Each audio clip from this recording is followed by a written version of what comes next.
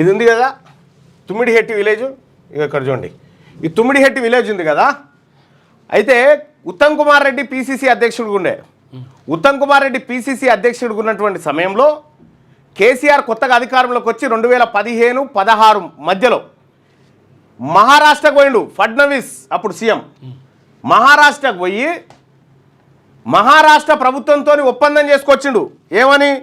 First కొంచెం height తగ్గిస్తాం, మేము హైట్ తగ్గించుకుంటామంటే ఓకే అన్నారు వాళ్ళు. 148 ఫస్ట్ తమ్మిడిహెట్టి దగ్గర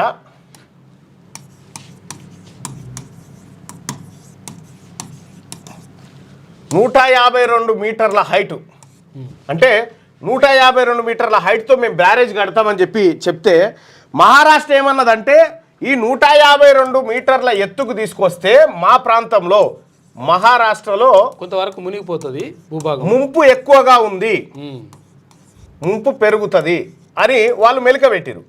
పెడితే ఎప్పుడు రాజశేఖర్ రెడ్డి హయాంలో జరిగినటువంటి కార్యక్రమం ఇది. అయితే అది అప్పటి నుంచి పెండింగ్ లో ఉంది. ఆ తర్వాత Telangana movement doctor BR Ambedkar Pranahita Chevella Sujala Sravanthi project దాని పేరు.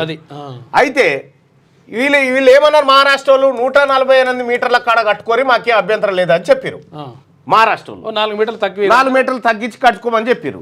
అయితే అప్పుడు కాంగ్రెస్ పార్టీ ఒప్పుకోలే, లేదు మాకు ఆ నీళ్లు సరిపోవు, మేము 152 కడతామని చెప్తే అప్పుడు మహారాష్ట్ర ప్రభుత్వం అడ్డుకున్నది. ఆ పంచాయతీ ఆడు ఉండగా 2014లో తెలంగాణ రాష్ట్రం ఏర్పడి కేసీఆర్ ముఖ్యమంత్రి అయిన తర్వాత మహారాష్ట్రకు ప్రత్యేక విమానంలో పోయిండు.